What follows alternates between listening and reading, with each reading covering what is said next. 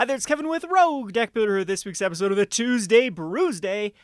We are going to continue on our journey to try to make the best Silver Smote Ghoul deck imaginable. I'm still in love with this card. It's just definitely my favorite card in Standard at the moment, with being able to return this card basically for free if you just end up gaining 3 life. There's some interesting cards from Kaldheim that have been spoiled. I would really like to see a mill card in the 1-drop slot. That would be ideal for this particular deck. This deck is still doing very good versus Rogues, has a huge win percentage versus Rogues. It struggles versus Gruul. Mainly Embercleave and or Great Henge are just unbeatable for this deck. However, it does very well versus Yorion, and it does pretty good against other decks like Mono White. And the changes I've made for this week is going to be Gary. We're going to try to make Gary work with this deck. Gary actually has a lot of synergy in this deck, even if you end up casting Gary for nothing on the board. If you end up having a way to gain 1 life, throughout other methods. Typically, it is just attacking with like an Archfiend Vessel. I guess if Archfiend Vessel was on the board, though, you would gain 3 lives. So maybe we shouldn't even talk about this scenario of Gary getting back your Ghouls. But Gary does get back your Deathless Knights. Deathless Knights is another addition I made to this deck. It's a little more aggressive, especially with the Deathless Knights and the Grey Merchant of Asphodels. I'm giving up a lot of the control elements. The main is not having the Elspeth's Nightmares anymore. Elspeth's Nightmares were more of a Widmore card. It didn't really help us much versus Gruul. It was okay versus Gruul. Sometimes you could end up ripping out like an Embercleave or a Great Henge, but what ultimately ended up happening was they just draw another one, and then you'd lose to the 3rd, 4th copy of Embercleave or Great Henge. So Elspeth's Nightmare was also decent versus Rogues, but it wasn't as good as you think it was, because oftentimes those Rogues would get higher than the 2 power, and you wouldn't be able to cast it actually and get any value out of it. So this is more a proactive deck. You're getting a lot of devotion on board for Grey Merchant just to win the game. I've actually snuck some wins in versus some bad matchups like Food and Mono White or Gruul because of a Deathless Knight into Grey Merchant just doing so much damage, and then having a very key card with this deck too is it goes late game with Aghanim's Awakening, where you can Aghanim's Awakening for a whopping 8 mana, and then you can get back a 5/4/3/2/1, and Grey Merchant at that point is going to be lethal. It's going to come in with so much devotion by getting Grey Merchant for 2, a Deathless Knight for 4, that's 6, then you have a Yara for 3 more, that's 9, then you get back a 2-drop, that's 10, and then 11 with the Archfiend Vessel.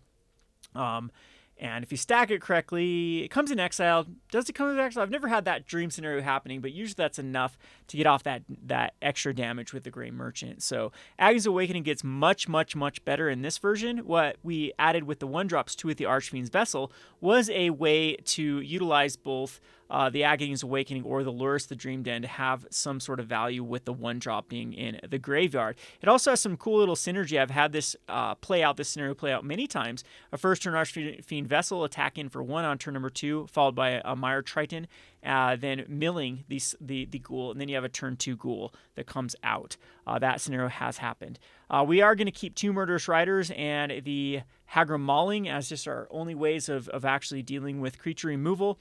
That does make us even worse against things like Gruul, but we're just losing that matchup anyways. And yes, I don't advocate trying to play a deck that loses versus the number 1 deck. If you're going to be building a rogue deck or a unique deck, you probably should have a good matchup versus the number 1 deck. However, there's not really a great way right now to be beating Gruul with and then just completely folding to the other matchups. So this deck is actually good versus the non-Gruul, non-food, non-ramp decks, and it does have a lot of game versus Yorion, which is starting to have more and more of the meta share. So let's just go over the overall deck tech here. We have the Archfiend's Vessel at a 1-drop, and the Shadow Spear and a Witch's Oven, just a 1 of each of those. Shadow Spear is also kind of neat to throw on something like a Triton, then you gain back the 3 life. It also is pretty neat with the Silver Smote Ghoul. This is a suggestion from the comment section to throw in a Shadow Sphere, and I've actually been pretty impressed with the card. We've cut down to 3 Skyclave Shades. You want to see 1 in your graveyard. Often more than 1 is not the greatest. They are pretty decent cards to cast on turn number 2 and to be very aggressive. 3 is the right number for this deck. The Ghouls are still a 4 of, Rider a 2 of, the Yara the first of Locked-Twain is a 4 of still, Lurrus is a 4 of, Aghanim's Awakening is a 4 of, Mauling is a 2 of. It's usually played as a tap land, but if we need it to be cast as a spell, we cast it as a spell and kill something. And the Deathless Knight's a 3 of. Again, you want 1 in the graveyard. You typically don't want more than 1, as it's just you're never going to be casting multiples in a turn. and the 4 of Grey Merchant of Asphodels. Castle Octane Swamp to have 21 lands, but we're really more like 23, 27. Oftentimes, Aghanim Awakening just uses land. In my opinion, this is the best card in Standard right now, just because of how versatile it is. It can just be comes into play tap land, a pay 3 life to come into play untapped, or late game it can just be just a haymaker with getting back many cards from your graveyard. Sideboard, we have 1 of Cling to Dust. We're going to still continue to have the 4 of Elspeth's Nightmare. I have taken out like the Agonizing Remorses and Duresses. It makes us a little bit weaker versus Yorions, but typically how we beat Yorion is just to grind them out. E2 Extinction, this is really for Ugin. It's another way for us to deal with Ugin. It's just a very versatile instant speed removal spell for creatures and planeswalkers, which also has the upside of milling a card. Not quite sure if this wants to be another Murderous Rider or if E2 Extinction is the proper card. Extinction Event is a 4 of. This is our only hope versus food, versus mono white, versus Gruul. And then 4 of Liliana Walker of the Dead is pretty decent versus many of the decks out there that don't really fall into the categories of like the Gruuls.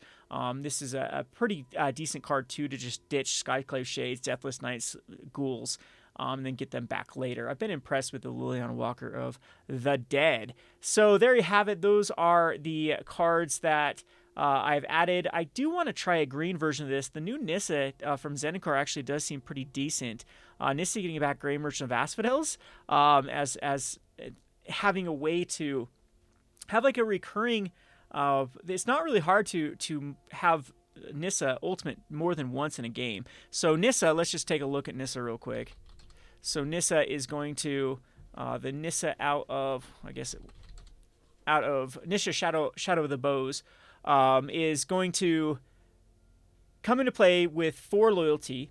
Next turn it'll be 5 with a land. If you play like a Fabled Passage, you can get up to 6. You can negative immediately, and then it's pretty easy to tick back up with both the +1 ability and hitting a land drop each turn. And the -5 can then continue to add more and more creatures from your graveyard. And then the converted mana cost has to be less than equal number of lands you control. That puts it perfectly in line with what this deck is doing. It's not even bad to get back Tritons and then recycle everything from your graveyard. This is an interesting card that I think is going to be my next project to see if we can make this card work. There are also some green enter the battlefield type cards that I think work quite well that we can explore to see if this card does have a place in Standard. So I'm sure I'll be giving up this deck shortly. I think this is my last iteration of this deck. I know we've been on this for over a month of this particular deck. I have some other brews that are brewing. At the moment, of course, Caldeum is going to come out. Maybe we'll update this for Caldeum. So let's go ahead and get the show on the road. I'm just going to let's play some best of ones real quick, and then possibly we'll adjust to a best of 2 for finale. Our best of 3 for finale. This deck does get better and worse in the sideboard. There are certain decks we do get better against by having access to Extinction Events, but there's also decks that we just get worse because they bring in like Graveyard Hate. So this is a typical 2-lander. Aghanim Awakening will be our 3rd land. It seems pretty solid. We have Lurrus with a Shadow Spirit and a Triton, and we have Grey Merchant. That is going to be something that can hopefully pack a punch later on. So we will just start with a Shadow Spear. And we're going against probably Rogues. Rogues are cycling with Lurrus. Looks like Rogues. And we have a pretty decent hand for Rogues. So let's go with the Triton. And my opponent will probably flash in a Rogue. Triton's going to mill. And hopefully not mill lands. But we do have the Aghanim's Awakenings. Oh, mills both the Aghanim's Awakening and a land. So that was probably the worst mill imaginable. And there goes the Thieves Guild Enforcer. That's going to help us mill. And his land, and Arena is just going to be very rude to us by milling all of our lands. And now we are kind of desperation mode to hit some land drops. Like, I don't want to be using these Aghanim's Awakenings. That hurts. That really, really hurts. So just going to kill the Bloodchief's Thirst, which is kind of a, I don't know, bad plan in my opinion. But we go the Mauling into play tap, but I think we just want to get Lurrus. Lurrus will require another removal spell. And if our opponent continues to mill, then we can get some value out of Lurrus just attacking in. So typically the rogue decks like to do the work for us. There we go. Perfect mill. There's 2 cards that are most likely going to be coming back. Of One Mind hopefully doesn't find a, yeah, there's no answer for 1 mana for Lurrus here because Lurrus does require Kind of weird attack by my opponent too, maybe flashing in a Thief's Guild Enforcer. We do hit a land. We actually have some good options here. So before attacking in, we can go Swamp, and that allows for the Skyclave Shade, and we'll go ahead and cast it.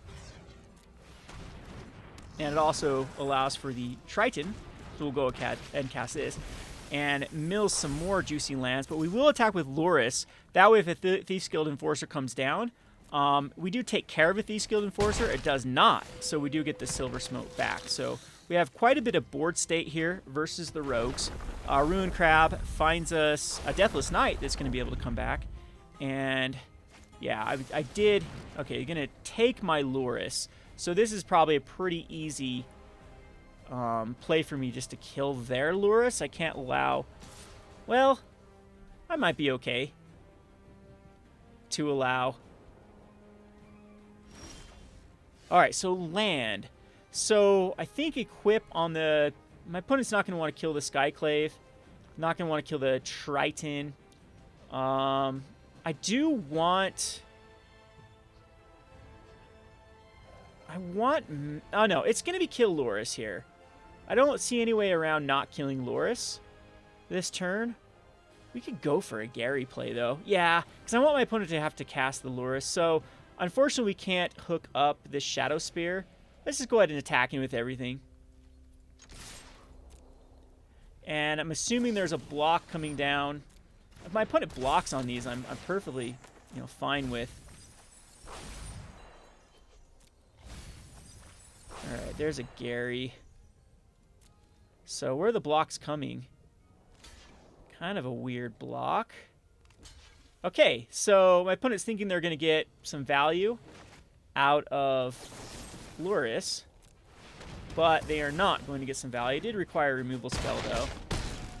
We got two Thief Guild Enforcers down. Let's play a regular land because I think running out this Aghanim Awakening for 3 is going to be very, very good if we can get one more land. Unfortunately, we haven't used a lot of resources from my opponent. There's an Into the Story. It does give us a full play to kind of set up, though, because my opponent's going to have to drop a land, maybe take care of the Skyclave. Nope, does not. And we're getting back a bunch of resources this next turn. So, what is the play? Unfortunately, I think the right play is just to hook up Shadow Spear. Like, we go Loris and then cast something back. I think it's just hook up Shadow Spear to the Skyclave. Go ahead and attack in. And that'll get back everything. So 2 cards in hand from the Deathless Knights. And how many Skyclaves do we have in the graveyard? I hate to do this. Let's see here. We have Skyclave Shade 1. Just 1 Skyclave Shade. So I could go Loris and just get back a Witch's Oven here. Or just go Loris. But I think I'm gonna enter this tapped. And we're just going to get a Skyclave back. I think that's the correct play. And then we do end up getting... Oh, I should have done the untap because then we could sacrifice the Ghoul. But, I mean, we have lethal power on board. My opponent doesn't look like they're getting a Lurus back. Like, they could get 2 Thieves back with a Call from the Dead or whatever that spell is that gets 2. Bloodcheese Thirst. Okay. Yeah, that hurt to use the other Aghanims. Another Thief's Guild Enforcer. Haven't hit a land yet. They haven't thrown out a land. We are getting very close to the mill. Merfolk Windrobber. Okay, there's another Skyclave Shade. We definitely need to hit a land. They're gonna keep up a Drown, huh? Now, here is the question. We definitely want to hook up, because we got another Ghoul in the graveyard. We did not get another Ghoul in the graveyard. Unfortunately, we're getting very unlucky with only 1 Ghoul. A Deathless Knight is fine here. Let it get countered.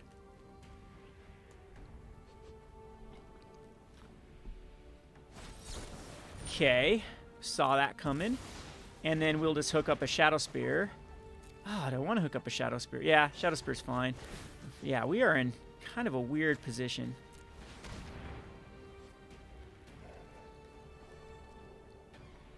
My opponent did miss a land drop. So I'm thinking the Wind Robber is going to block the Skyclave Shade and sack itself.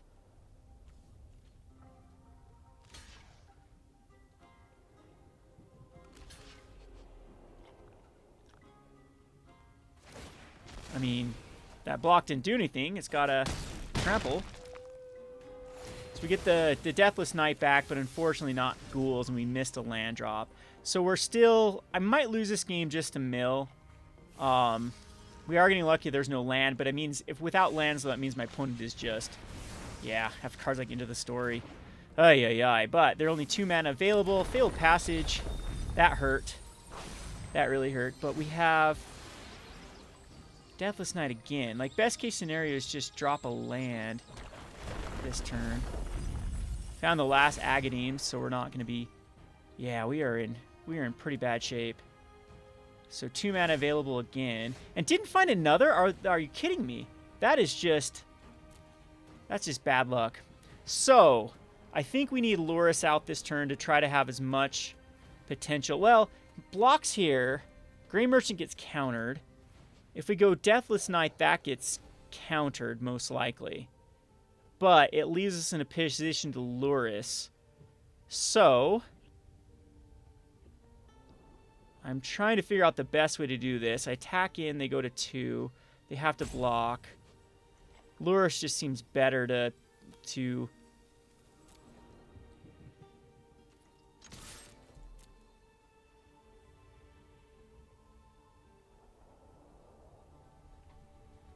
or just get all the Skyclaves back.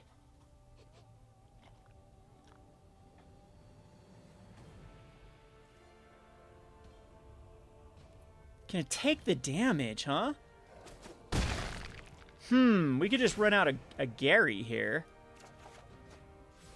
I don't think that's the right play. We're going to go Castle Lock Twain and just go Shades galore.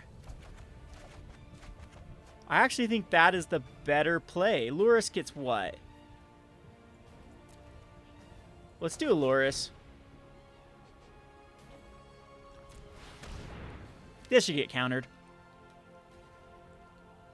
And then 2 Shades? Really? So we're going to go with the Vessel.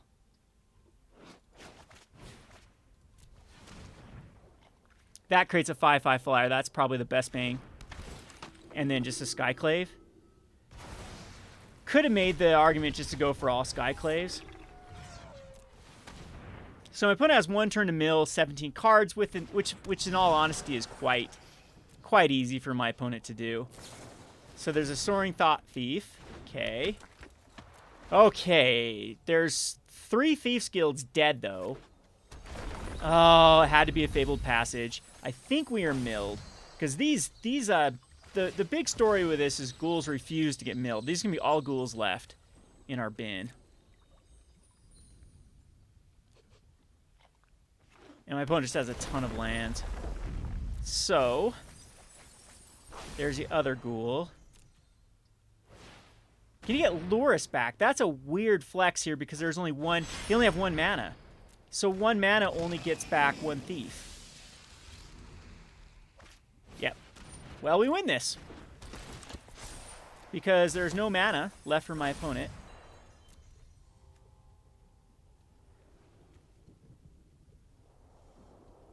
Because we'll just Gary. And that will be that. So very typical Rogues game.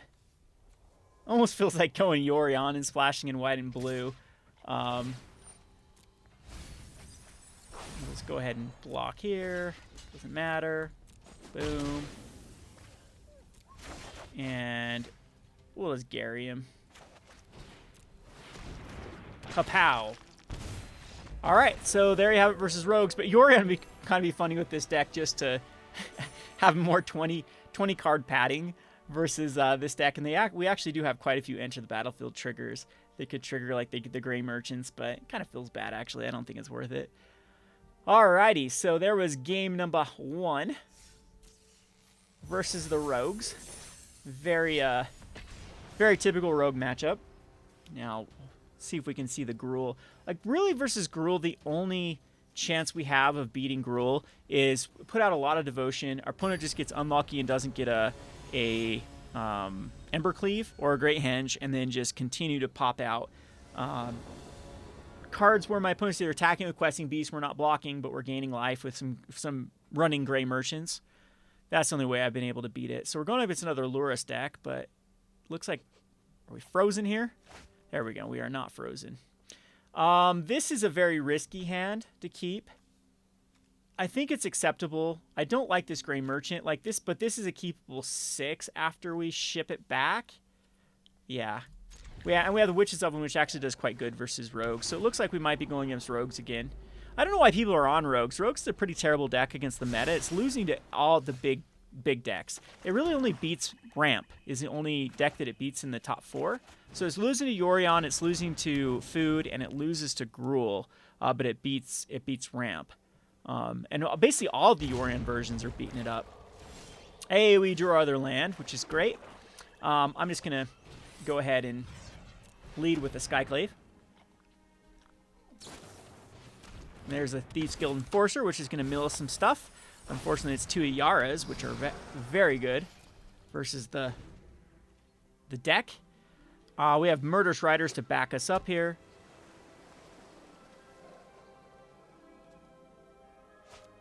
And a Bloodchief Thirst gives us a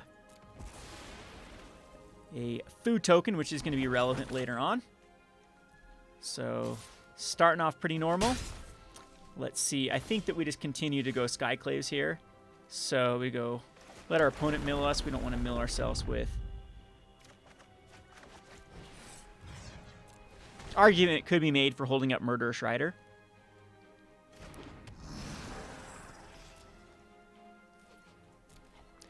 But we're hitting land drops, which is good. They do have the double Thief's Guild Enforcer draw, which can be rough because there's a lot to be milled. We do not want to see either one of those lands. Ah, milled all lands, of course. Land. So that was pretty unfortunate. There's a Storing Thought Thief, which is going to mill 4 and then mill another 2. So, come on. Relevant cards in our graveyard. Okay, we didn't want those, so that's great. And we did want those, though. Oh, all the Garys. So we are down to an 11 already by the God Draw, by my opponent. And if they have the Drown in the Lock, see, Rogue can be very, very crazy with what they get. And of course we draw the damn thing. This game. Let's go ahead and attack with the Shade.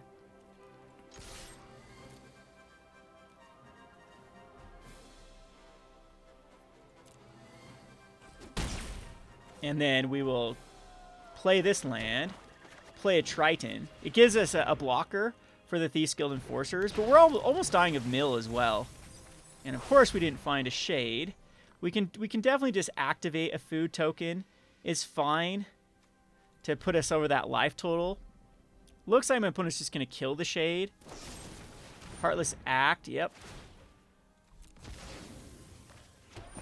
So, gonna lose this one versus Rogues, but it's hard to have that 1-2 punch. The mills are not going our way. We draw the Ghoul. So out of 15 cards milled, that's one of our draws ends up being this Ghoul. This gives us some breathing room. We can actually Gary next turn, but I don't know if Gary's the right play either. Gary gets us back Ghouls if they get milled. So I'm gonna go ahead and crack a food. Put us up to some reasonable life. Of course it mills lands. Womp womp. We can shoot off a Murderous Rider. Yeah, that's actually a pretty good play. We can Murderous Rider one of the Soaring Thought Thief, as well as keep up a blocker. But we did not hit a land. And this one's just not going our way. And then we're going to shoot off right now before my opponent has any. So that puts us down to a 4, and basically if they have any removal spell, we're dead.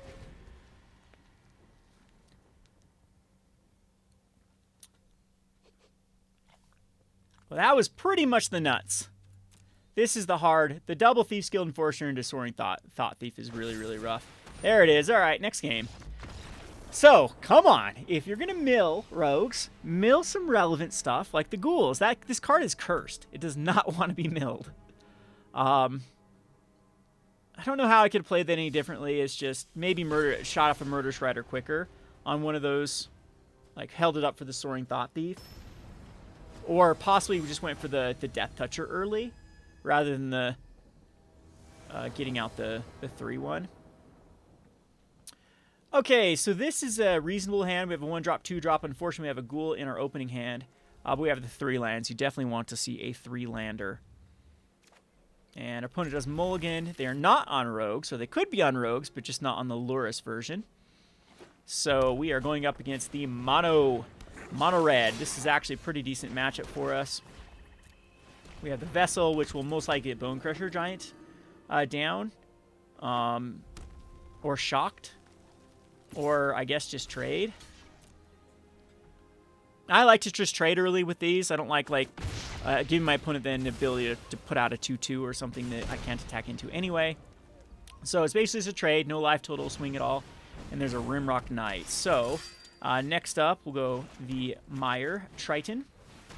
And then throw away 2 non-relevant cards. I mean, Lurrus is okay. We're up to a healthy 22 now. Of course, we make this trade as well. Just keep our opponent off of cards. That's what we want to do. Keep him off Embercleave mana. And another Rimrock Knight. With the mulligan, I don't know. I don't see our opponent coming back from this. We don't want to hit... I guess that last land drop was fine. Here's the Ghoul. We'll be blocking with the Ghoul.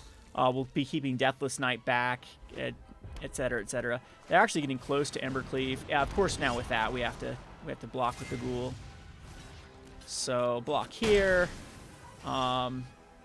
This gives us Deathless Knight, which is just going to sit back.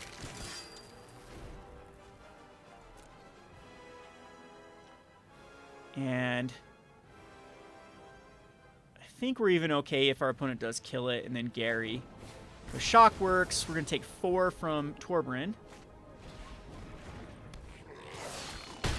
Okay. Or it's... Awakening is interesting here. I'm going to give it 1 more turn. Because this gives us back a card. And gives us a blocker for the Fireblade Charger. We're still at 20 life. Fervent Champion. We can actually block the Fervent Champion here.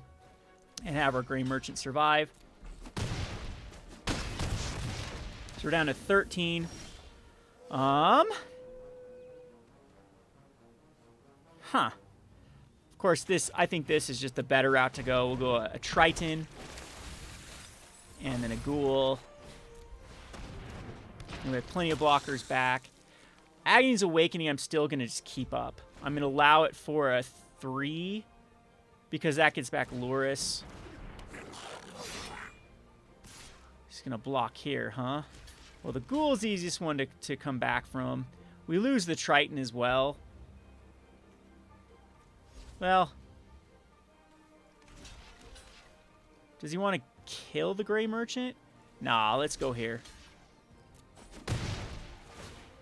So I have to see. My opponent's got to choose. I want to go to my face, go to the Triton. All right, it's fine. All right, now this is where it's getting very obnoxious with the...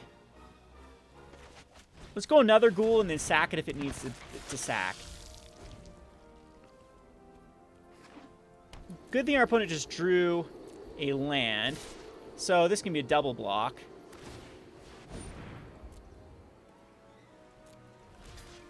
Don't know why my opponent wants to make that trade.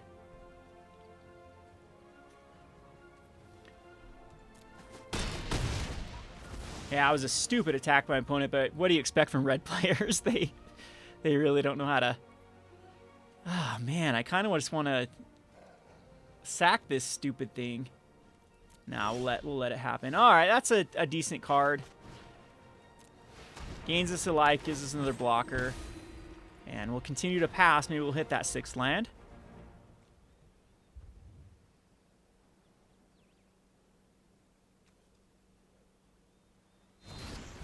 So Bone Crusher, sure. Your Bone Crusher is now dead, dude. That was another terrible move. As now it doesn't have the resource, we draw a card. And no attack by the Fireblade. So now we have the... Yeah, now we have the Agadeem's Awakening. We'll just go ahead and bust it out for 3. Because it gets us back a Lurrus, gets us back an Archfiend Vessel, gets us back a Triton. And then submit these 3. And this also gets us back both the Ghouls.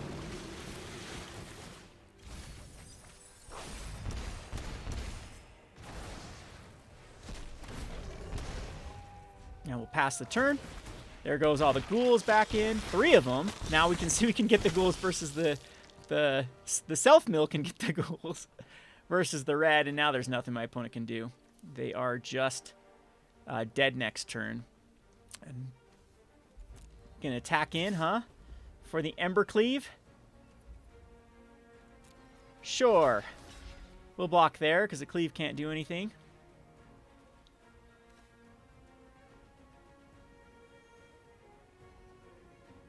Go with a bang, my dude. Get that Embercleave. Alright, just gonna pump it.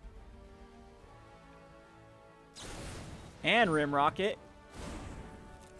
And still die and do 4 damage to what? Lurrus? My face? At this point, doesn't even matter.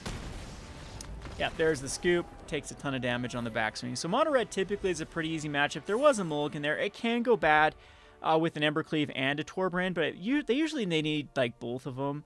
We typically can do that, clog the board up, and just sit back and gain life. All right, let's go with another one here. So 1-1 versus Rogues, 1-0 versus Mono Red. Mono Red has started to have an increase. I don't know why, though, because Mono White's on an increase as well.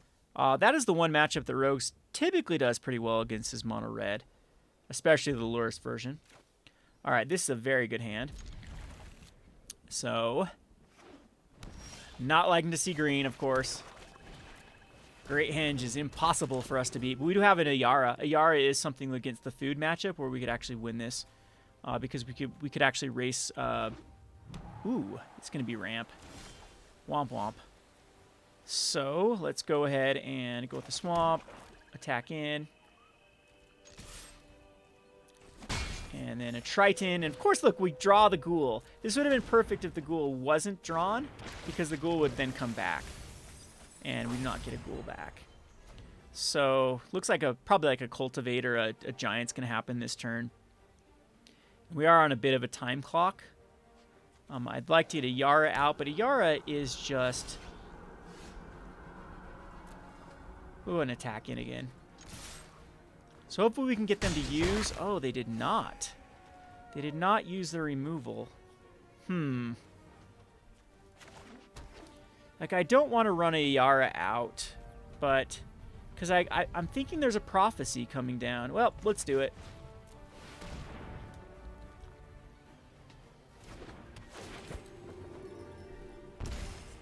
See if I made the right call or the wrong call.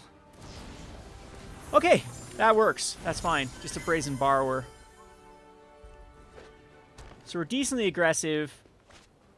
Migration Path, though, that's going to be rough. Like, we're racing Ugin here is the issue. Another Castle Locktwain. So I think we'll just attack in again.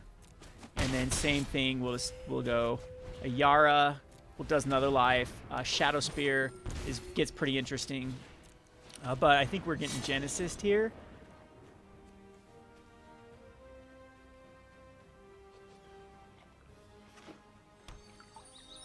Because they always have a Genesis ultimatum. Like, what's the other thing? Maybe a Shark. Like, if they do a Shark Typhoon, we're in good shape.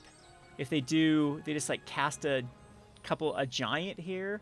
Could be another option. They could go a Terror of the Peaks here if they don't have an ultimatum. But if they do have the ultimatum, I think we're in bad shape, because it could easily be an Ugin, could easily be a bunch of Terror of the Peaks. We could actually just go lethal here. Kiora, Best of Sea God. Okay, I'm okay with that. I'm okay with this one. We do are kind of on a time clock with Kiora. So I think we need to do it this way. Play the land. Attack him with both because we want the mana. Yes, so tack.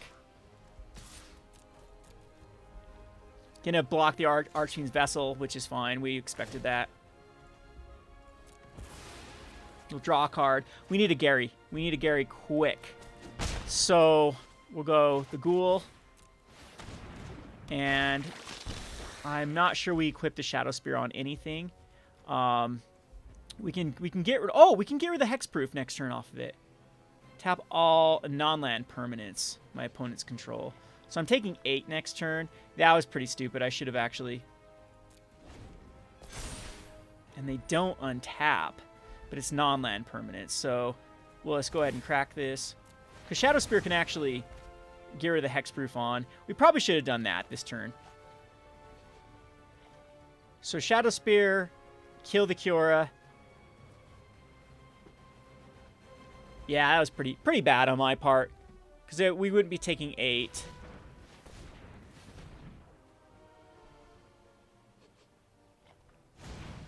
What is this? Beanstalk Giants can go get a land. Can you throw a permanent? Then untap it.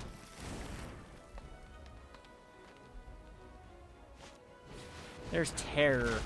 Ew, what's more the threat? The Hexproof or the Terror? So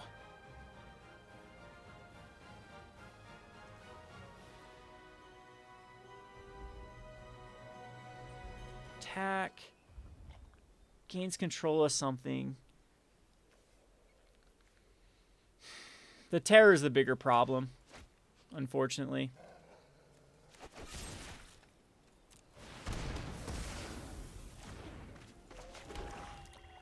And pass the turn. Unfortunately, this gonna grab my Shadow Spear. Yeah, that hurts because now we're out of range for life. So this is probably our most tough matchup. We're just not aggressive enough to beat Ramp. And it doesn't even matter what the flavor is with Ramp. There's no way around it. So they gain it. We're taking 9 here. No way to bounce it. No way to... Like, Triton can block it, though. So let's go Triton. Let's see what our Triton gives us.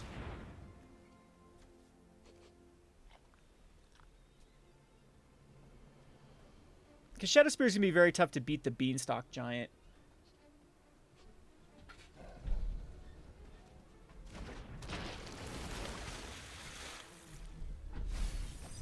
Didn't find anything relevant. At least we don't have to draw those lands. We'll go ahead and throw a Swamp out.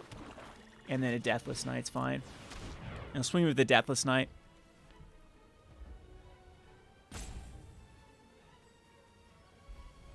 So, 3 cards in hand. Mystical Dispute, huh? Alright, that's fine.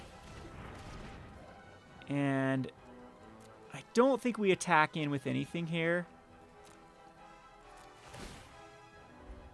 We do get the... Oh, we do get the Ghoul back, which is... Yeah, that actually is interesting because we can sack the Ghoul. And cycle the Migration Path. But it's very tough to beat a Shadow Spear on this Kraken. We're getting lucky, too, that we don't have a Genesis Ultimatum at our face. Another cycling on the Triome.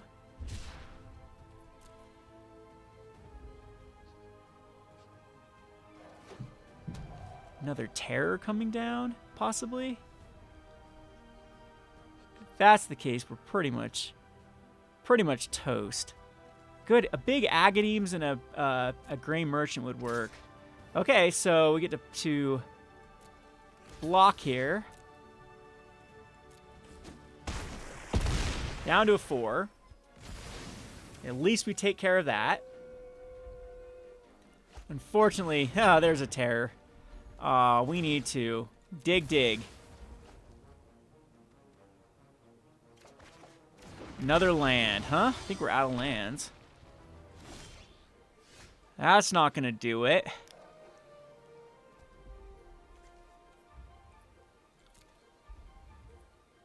So I'm attacking with the Triton.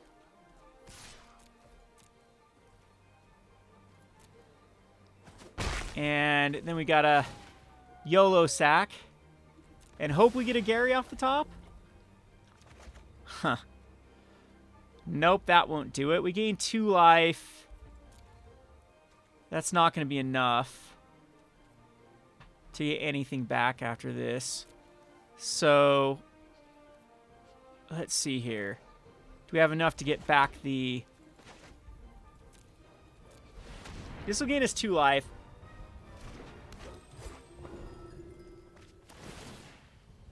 But he just needs to cast the Beanstalk Giant. Yeah, that's not going to be enough.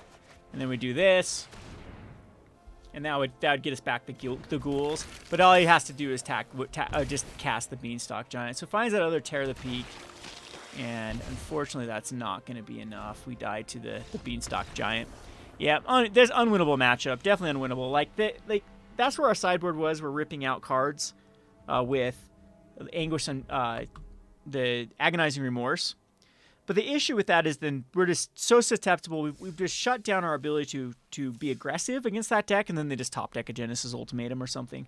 It's a very, very tough match. That's one of the decks that Rogues is keeping in check, because Rogues just eats that deck apart as it just mills their key pieces. Like, they can't keep up with the mill and the kind of the power on board.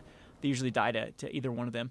This, I think, is one that we're going to ship back with the 2-lander. Yeah, on the draw maybe I would keep this, but not on the play. This is a little bit better. We'll put the Ghoul on the bottom. Cuz we don't. Yeah, the Ghoul doesn't have synergy with this particular start. So we can start with the Archfiend's Vessel and go into Skyclave Shade. And then Mauling can be just a land is fine. Or that actually makes our mind up for us. Kind of a nice little aggressive draw. Not sure what we're up against with the Temple of Epiphany. Typically, Temple of Epiphany's going with... Yeah, who knows what it is. I've seen some Ultimatum decks. Oh, Cinderclasm, huh? That hurt. Let's just go ahead and grab back the Shade. So Cinderclasm. Is this an Ultimatum deck? The Jessica Ultimatum? No white land yet, so... Some sort of spell deck. Midnight Clock. Okay, we are on a clock with the clock. That's fine.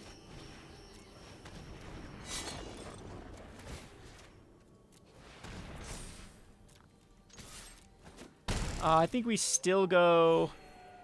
Just a swamp. I don't know. I haven't seen anything my opponent could play.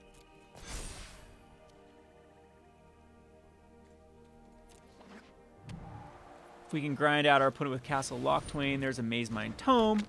Very annoying card. And then go to my turn here. That's a good draw. With the Deathless Knight. See if it gets countered. If not, we're still doing it. We're damaging, and the Tome isn't drawing a card. And if they take care of the Deathless Knight, we get it back. Which is kind of neat. No, just going to draw a card looking for like a shock. Put us down to a 7. And at this point, I'm just going to keep up the mauling. You never know if there's something we can kill. Yeah, having a clue what this deck is trying to run out. Clock is getting close. Storm's Wrath. Womp womp. That was a good one. And a Chandler. So we can actually mauler that if we wanted to. I'm trying to... Yeah, I think the best play here is just to go Swamp. And get it back. And we'll just do this side of it. Or do we want it... Nah, let's do the full side.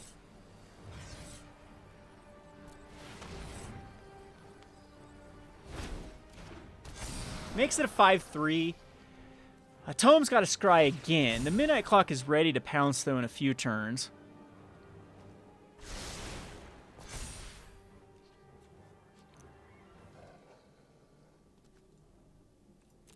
See if we can actually pull this off.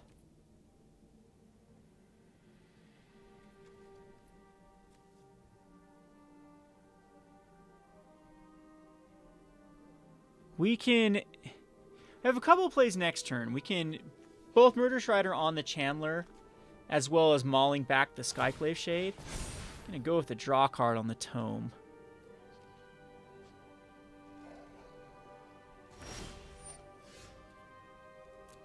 Okay. Let's see here. I don't want to equip. I think if my opponent's going to block, are going to do something, they're going to do it against a 5/3. Would be my assumption. Yeah, Fire Prophecy. So now I have a couple of options. I think we just go Loris. And then go Archfiend.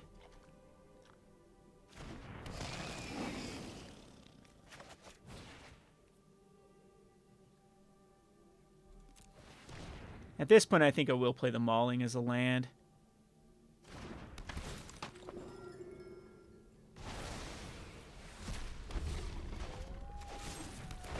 Unfortunately, I can't cast it, so... Chandler's probably going to discard a... No, Chandler's not going to discard a card. Okay, so Midnight Clock at 8.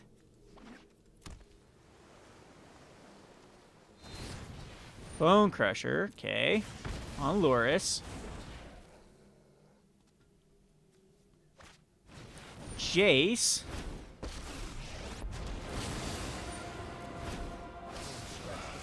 Creates a copy. We have an opening here, though, is the good news. I make Maze Mind Tome is drawing. Maze Mind Tome is.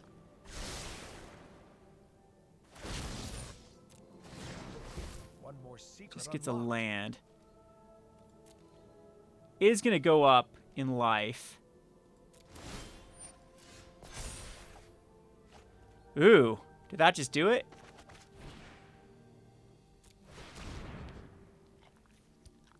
No, not quite.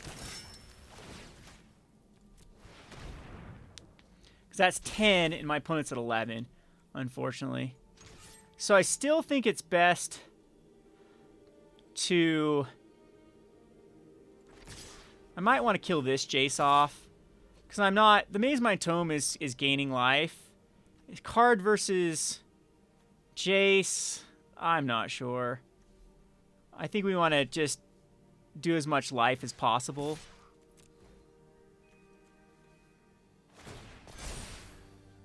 There's the Tome. Up to 11.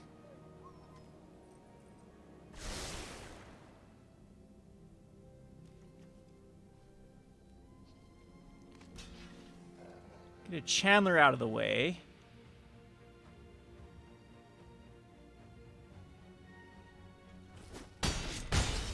Down to a 4.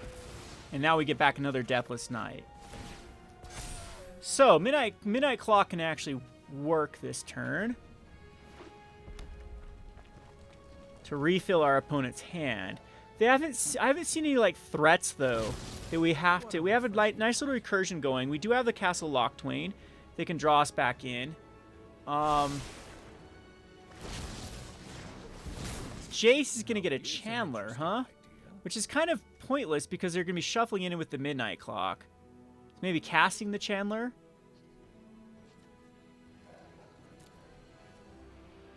So I don't see like Bone Crusher Giant Chandler coming down. I'm pretty sure this Deathless Knight's going to go bye-bye. But it just gives us another one. I mean, we're recurring pretty good with this. Alright, so Bone Crusher Giant is coming down. So 5 mana available. Huh. Okay. So we're just going to Deathless Knight here. And then go to attacks.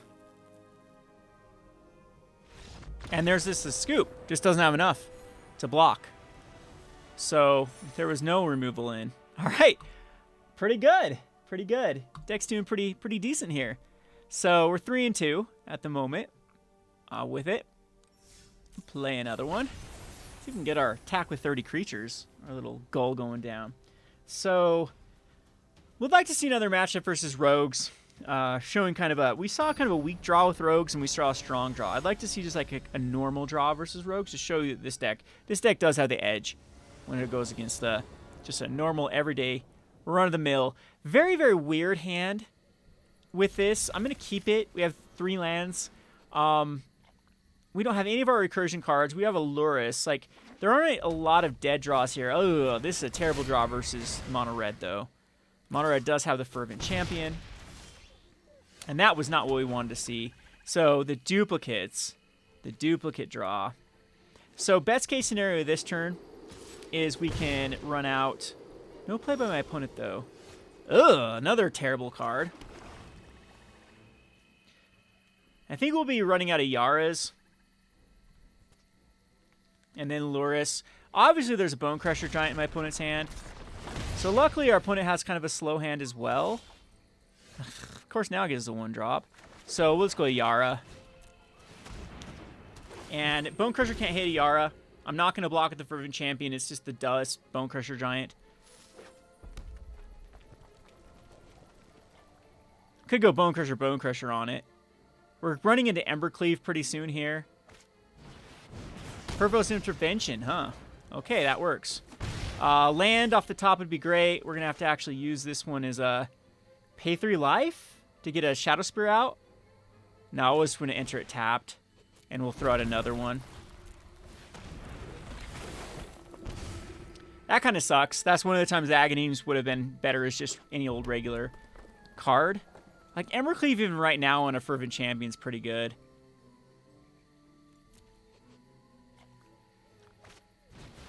Shatter Skull Smashing. Still, though, it's using my opponent's turns here. Okay, now we have some options. So what do we have in the graveyard? Nothing still. Here we could just go a Gary. Lura still seems bad to a Bone Crusher Giant. Gary doesn't get us. So Ghoul and Shadow Spear is kind of interesting. But Ghoul doesn't block anything. I think it's just a Gary. Kind of a weird. Like, we'd want to hit another land next turn. We want to hit some value for Lurrus. Fervent Champion. We will block here. Most likely we'll get Bone Crushered now. Or that's fine if it gets Bone Crushered. We got to get another card out of the way. Embercleave. Embercleave is not going to have it survive, though. That's a perfect little trade. And then my opponent can just put on Embercleave to... Okay, so Embercleave on Fervent Champion. Locktween's okay. We can go Lurrus and Ghoul. So Embercleave on the Fervent Champion. Robber of the Rich, huh?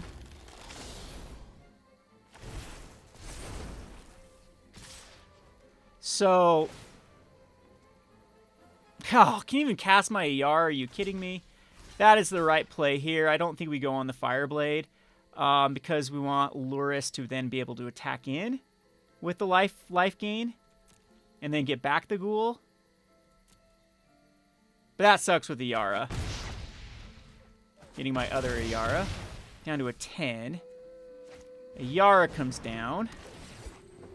We lose a life. Unfortunately, we have to go Swamp, Shadow Spear. We'll equip on the Lurrus.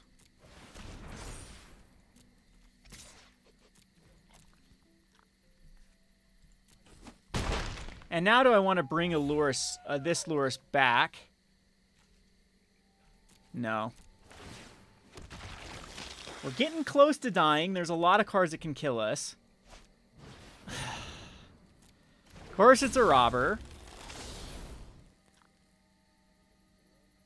That was the worst card for them to top deck into.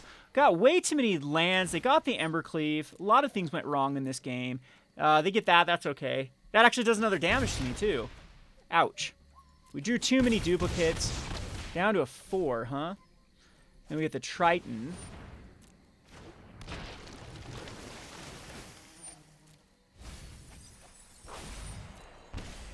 Go to a 3. Can't activate anything. Gary was actually a pretty solid. Boom. Puts us back up to an 8. Okay, so we are in decent shape. We were in decent shape. Stop top decking. Just... Okay, this is actually going to put us in pretty good shape. Unfortunately, finds nothing. Okay, finally finds nothing. So this goes on... Okay. This goes on a Yara. This goes on Fervent Champion. This goes on Robber. And we're actually up here.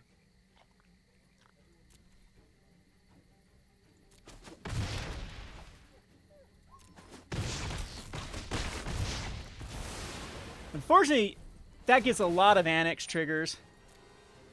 And we have to find an answer for Annex with Embercleave. Which I'm assuming, yeah, is just going to be poked on there. So, another Ghoul is not going to do it. Like, we can attack with Lurrus, get back, and then re-equip on another Lurrus. We didn't find anything in our graveyard for Lurrus. So we'll go ahead and attack in with Lurrus. Oh, wait, that just does Embercleave. Yeah, that just does Embercleave. Embercleave first strikes it down. We don't have a way to deal with it. And then we'll just die to it. So that Annex, it just required a series of draws right there to actually beat us there. And a pretty crappy hand on our part. No 1-drop or 2-drop. Not 1-drop, 2-drop for Lurrus to actually get value out of. Did find the Garys, though. But, yeah, still kind of weak. Yeah, could we play that any differently? Because Lurrus, no. Because Lurrus, we get the Silver Smoke, we just die to a Embercleave attack. So this is another kind of awkward hand. This card is cursed, guys. It's absolutely cursed. It doesn't want to mill. I think we mulligan. We're just so slow. We do have the 3 lands, but yeah, this is better. It's the same stinking hand. It literally is the same hand, like mulliganing that. I'm going to put the Ghoul on the bottom. Give us pack, and then keep the heavier on the lands, because this deck does want lands. Temple of Triumph. We're going to go and get some Winota.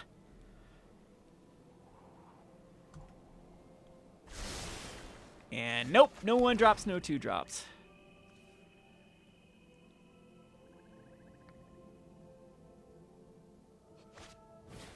Yep, looks like we're going to go against some Winota. I think we're going to be too slow. Opponent's kind of slow too, but man, when it rains, it pours. With the flooding.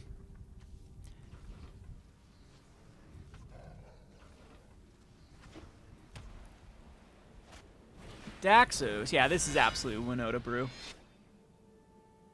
Hopefully they don't have it. If they do, they do. Opponent's also the slowest opponent in the history of... Well, there's worse arena players, but holy cow. Just go to your attack, dude. Okay. Yeah, there we go.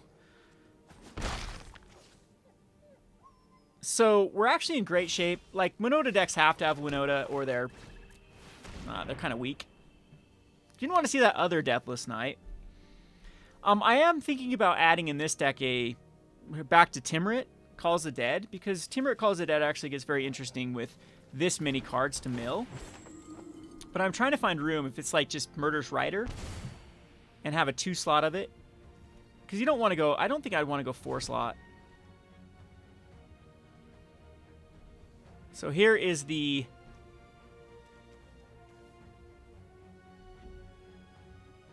moment of truth here. Does my opponent have Winota? Does my opponent not have Winota? Or does my opponent clock out? So Bone Crusher Giant's also something we have to worry about. So if there's attack in, we don't block.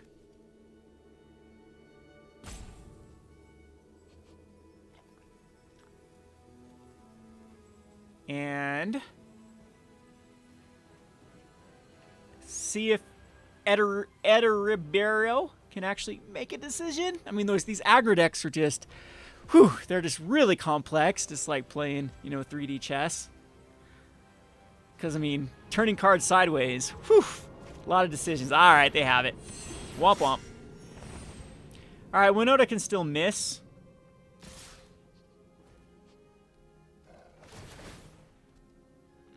There also might be some... Okay, 1 miss. Perfect. The problem with Winota is there isn't a good payoff here. Yep, Linden's fine. They need to find now a speaker.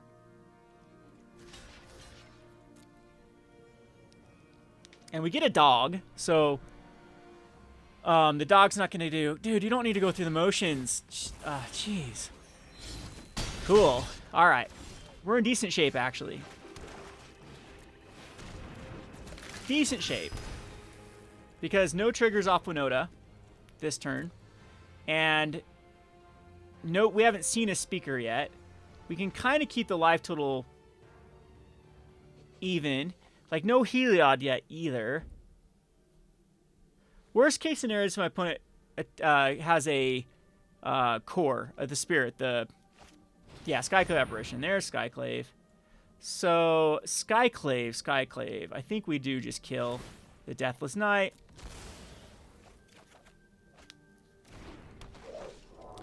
And, whoops! I should have let it target. That was dumb of me. Because it can hit the Yara. Wow, I'm throwing games here. Going so slow at a Rebrew, it actually pays off. Yeah, should have waited for the target. That was dumb. And I think I just punted this game. So triggered that wait a second. Oh, Daxos still does get a trigger too off the Basiri. So triggered off the slow play by my opponent that I start thinking 4 turns ahead. Ay, play faster. I have no patience. Coming from like a StarCraft / Dota background, I have no patience for these slow arena players. And again, the aggro, it always tends to be mono red or like these Winota decks that, oh my god, there's so much decisions to be made to turn my cards. No instant speed spells. Anyway, there's my salt for the day. Tournament grounds. Shouldn't have kept this hand. Let's go with the Archfiend. And then we can go probably just an Awakening tapped. No blocks here with the first striker. See if my opponent has no play, though. Okay, we don't need to go for a tap land. We'll just attack in. And then we have the Ghoul the following turn, or a Murderous Rider. Depends on what my opponent puts out here. I got to keep him off Lords. This deck is very tricky because it's one of the decks that can build up. Seems like a slow hand by my opponent, though. So we'll go ahead and attack in again. And this might be the turn just to throw the Murderous Rider back. Or, like, because a Ghoul doesn't really progress us anywhere.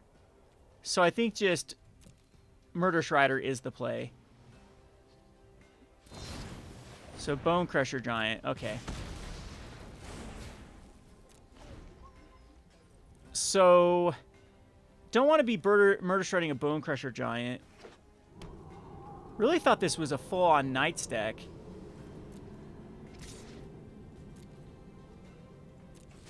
So let's keep it up still. Alright, Bone Crusher happens. And in all honesty, it's the Fervent Champion we want to kill.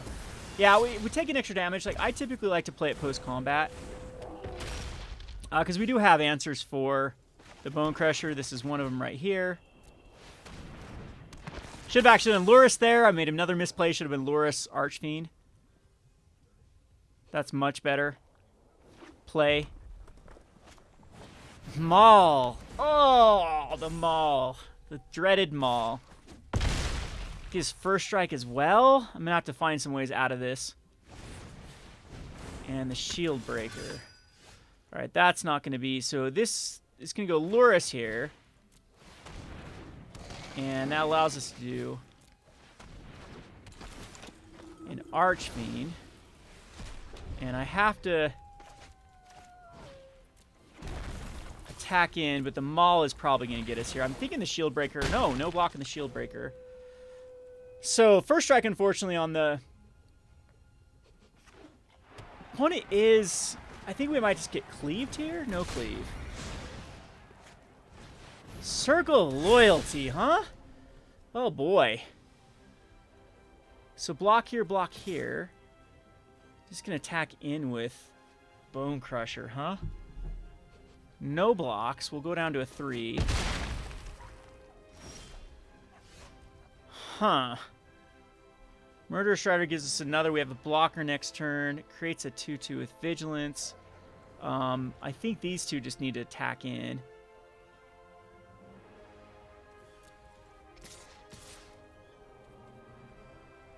I want to keep Ghoul back.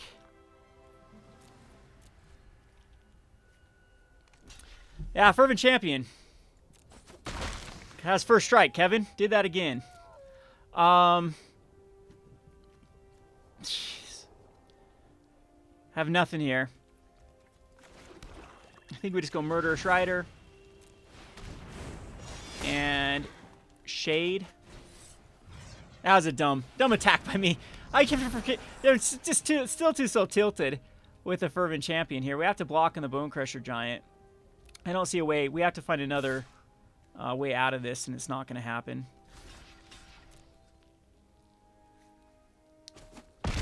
We have one chance to do something. We need like a Gary. A Gary will get us there. They're going to start pumping out Knights, though. That is definitely not going to get us there. So we got to crack the Silver Smoke Ghoul.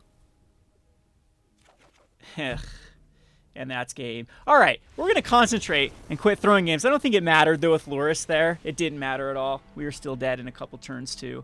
Not finding the pieces.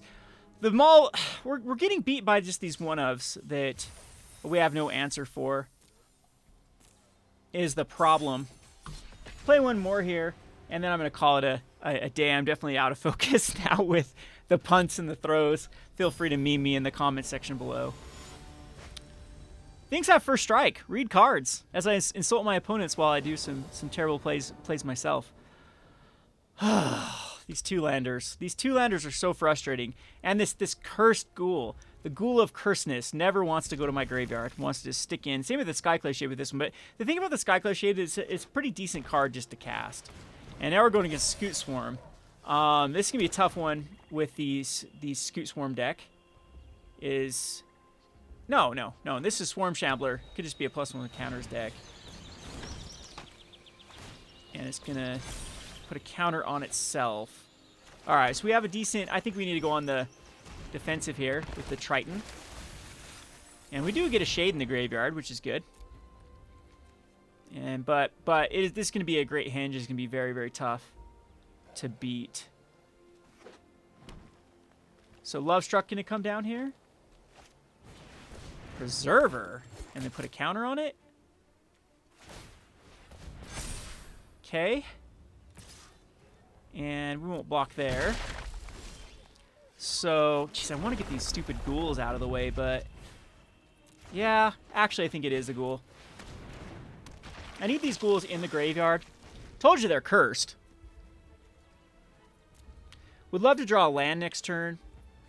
But we are in pretty bad shape here, especially if okay, Love Struck's actually okay. Put one counter or decide to go higher on the Swarm Shambler. Decides to go this way.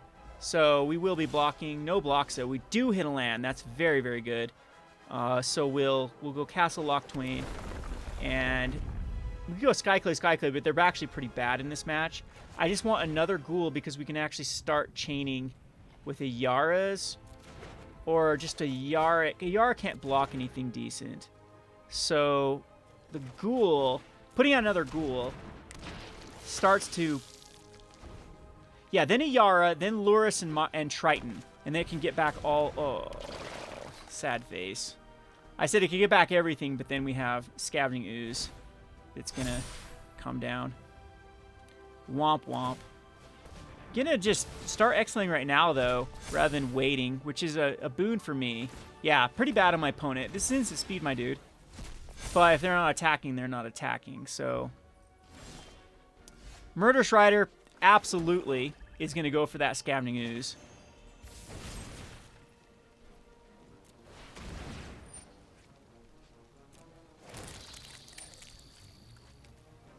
So we're still in decent shape. I'd love to keep drawing lands. My opponent's being very... they're not being as aggressive as they should be.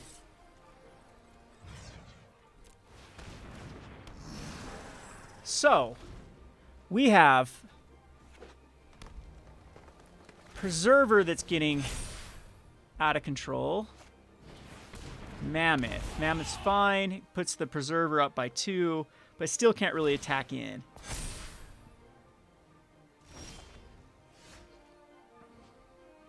Not what I wanted to see with Alright, so Yara. Okay, now we're in decent shape with a Yara. The board is clogged. No great hinge yet. Shambler is fine. There's nothing has trample. Opponent needs to take care of a Yara. We're going to start getting the Ghouls back. I want my opponent to attack in this turn.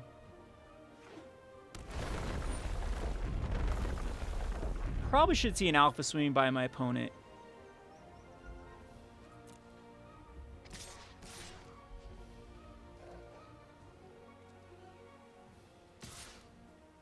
So we are going to pass with blocking here, blocking here, blocking here, taking 5.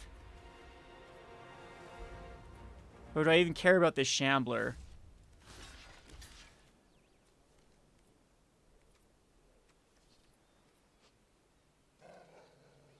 That's fine.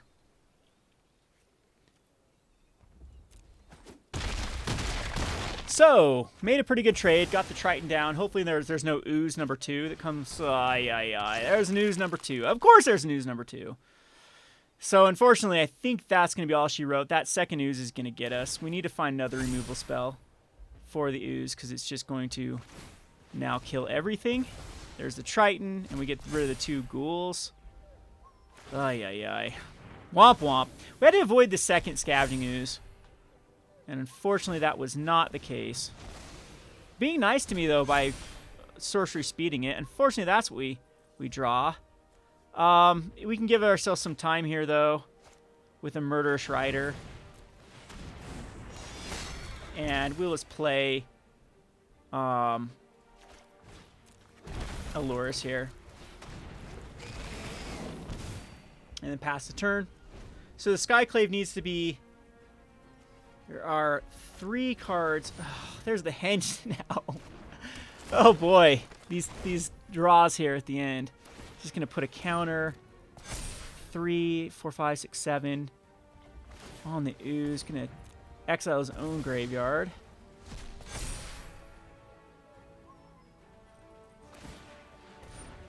Okay.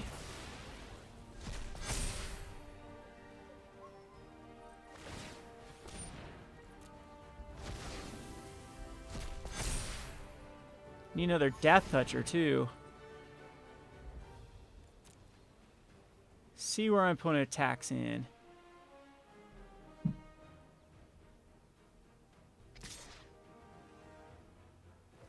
Three, 4, 5, 6, 7. I can't... So I'm just going to block.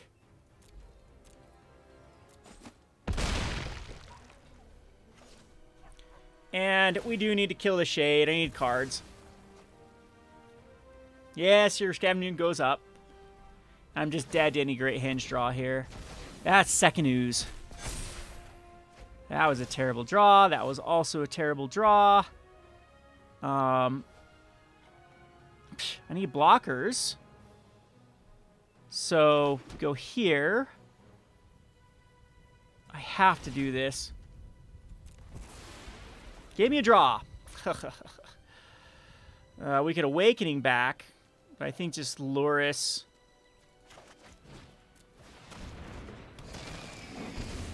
To gain a life here is fine.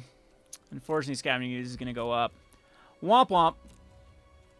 And any top deck off the Great Henge is going to draw a billion cards at this point. Well, we had the answer for the 1 ooze. In all honesty, too, another Death Toucher would give us a second answer for at least anything attacking in.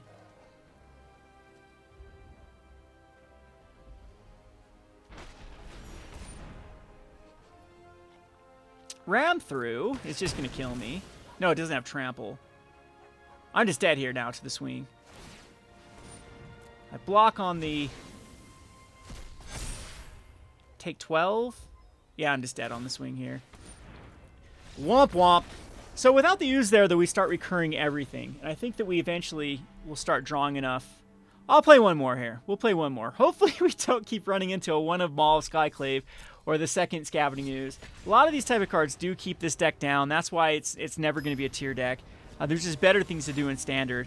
But it is, when this deck does go off, it is fun. And when you start recurring it, I'd like to see like a Yorion matchup, because that's the one where it really grinds. Hey, finally we got a good opening hand. And we do have a Yorion. Awesome. So we can conclude this one with a... Hopefully we can actually see the scenario where we go Archfiend's Vessel into Triton and actually mill a skeleton. Or a vampire zombie, a ghoul. So, see if we can hit the dream. And we haven't drawn one yet, so that's pretty good odds here. We have at least it's a Skyclave. Unfortunately, we do mulligan a Castle Locktwin, which is, or mill a Castle Locktwin, which is a pretty phenomenal card in this matchup.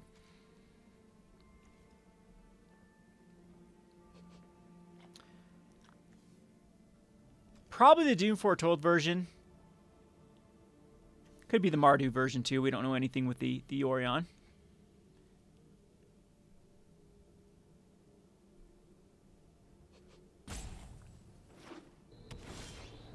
And we'll just attack in. And then swamp. And I like to get value out of this rather than going the Ayara. So maybe I could go on the Mauling instead. But there are some, like the Spectre could come down. Oh, nope, Spectre can't. It's going to be on the Triton. So, unfortunately, we have to get rid of these cards in our hand. So let's go ahead and attack in. Yeah, we can't actually get rid of...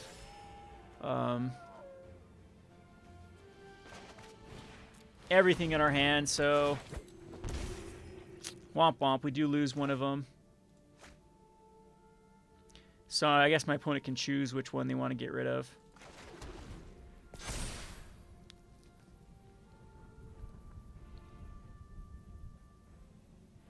Pretty sure the Aghanim's Awakening is going to be the card of choice. Yep. Off the Elspeth's Nightmare, which is also going to get rid of our graveyard, which is very pertinent. Extinction Event on Odd. Okay. Sweet. We still are having the Deathless Knight coming in now.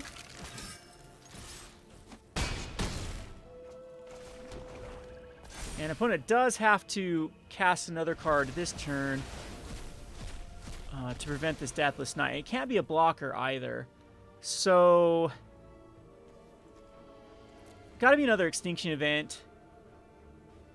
I'll be pretty salty if it is another Extinction Event out of a Yorion deck. Doom Foretold, okay. So Doom Foretold doesn't do it, because we just get rid of the Skyclave Shade and then attacking for 4. And there we go. That beats the Yorion deck. That was a quick one. Let's do one more. I know I said one more. We'll say one more again. And maybe we can get back up to... Well, I guess we'll be one win away from Platinum 1. I've been 1 win away from Diamond with this deck so many times. so many times. And I just can't get that last victory to get there at Diamond, because this is like a 50% deck for sure. Another decent hand. We have a 2-drop into and 4 lands. So we'll start off with the Swamp, and then we have the Skyclave Shade. And we are going up against a Lurrus, the bigger rogue version is what it looks like. So Ruin Crab, which I don't care about. Fatal Passage is fine. Does not find anything decent for me. Does find a card for Lurrus to get take advantage of. Another one for Lurrus. Unfortunately, none of our cards, though. So next card, of course, is a card we could have used. We'll go ahead and attack in with the Skyclave Shade. And go with the Swamp. And then we'll go with the Ayara. I think Ayara is slightly better than the Skyclave Shade. It should get removed this turn. And there's a shade that we can utilize. I can go Aghanim's Awakening and get 2 shades next turn. And there's a Heartless Act, sure. Yep, we're still putting on the pressure. Let's see if a rogue comes down this turn. Can attack with the Ruin Crab, huh? I mean, sure. So we'll do the Aghanim's. and just do the 2 Skyclave Shades.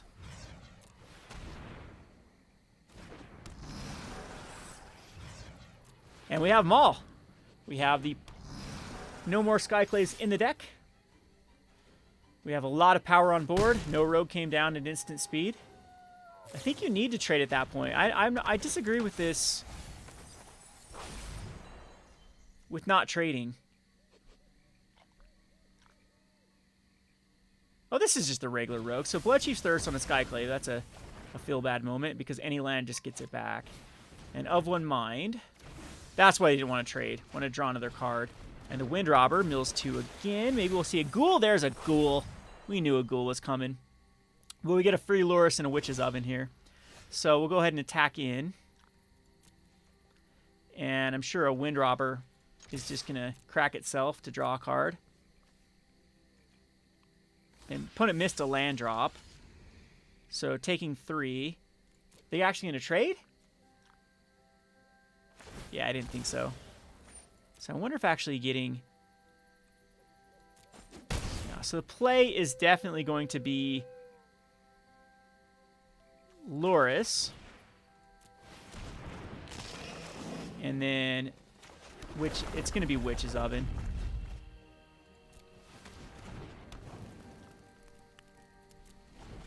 Witch's Oven allows us to start getting the Ghouls back more consistently. And if my opponent even attacks, I might just make the trade with Loris. Nah, I won't. Well, possibly I will. Another Of One Mind, but I can only drop 1 land this turn. So there's the land. See if we can get some more Ghouls here. There it is, another Ghoul. So definitely not trading with Loris here. I'm assuming my opponent has to kill Loris. So it's going to be like another Heartless Act. Drown the Lock, perfect.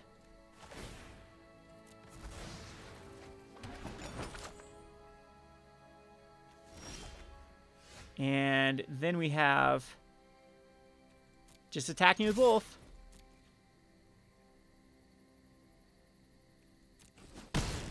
Which then we can crack this. And then cast this.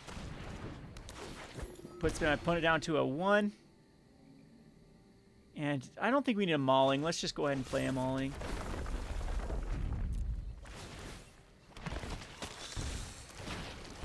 Opponent is down to a 1. They have access to 5 and half my library is milled. So no Fabled Passage. That's only going to mill 3. Windrobber is going to mill another 2. They have to kill a Yara and have enough blockers for everything else. So there's the Yara.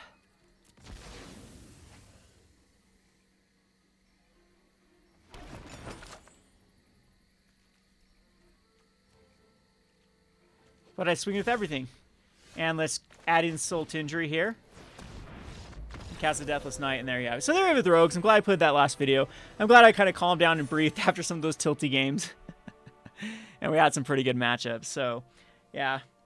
Anyway, there you have it. I think this is my last iteration with this deck. There might be some... The only thing I can think about is Timurit Calls the Dead. Is like the only other... But you want some sort of removal in the form of Murderous Riders. It gets you out of some bad situations. So... The only thing I could think of is maybe going down in the Skyclave Shade and down a Deathless Knight, and then up in a Timurit. Or possibly just like at that point we can get rid of Shadow Spear.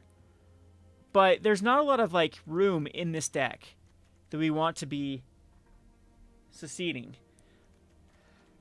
for Timurit Calls the Dead. I don't know if we'd want a full playset of them. I mean, they're super good. They mill 3. They can get you that life back to then at least get back like the Deathless Knight. They are kind of awkward, though, by being able to gain the 3. Like, you can go to the Triton, and then Timurit Calls the Dead, create 2 zombies. The problem is you have to exile some cards. You're usually hitting like Yaras and Luris, but I mean, those are targets for Agadine's Awakening. So typically I like Timurit Calls the Dead when I'm running Elspeth's Nightmare because it gives us another option to kill out of the sideboard. Another card that is an option too is Timurit Chosen from Death when you're going up against a deck that does use their graveyard. because this can actually trigger off your... This actually works as devotion, too. This is an interesting card. I'm not sure if it wants to be in the sideboard. Let's get rid of the Eat to Extinction. Put some Timorits in the sideboard. And maybe I'll have to play a game sometime with... Is this better than Cling? No, Cling's still good here. Anyway, that's what I'd be running at right now with this particular deck. You saw it was a pretty 50-50 matchup. I don't think it will get you to Mythic, but it is an option you can play right now in this Embercleave Great Henge meta that we're in. Hopefully Caldium changes things up. If not, we'll be back to brewing. Either way, this is Kevin with the Rogue Deck Builder. Thanks for watching.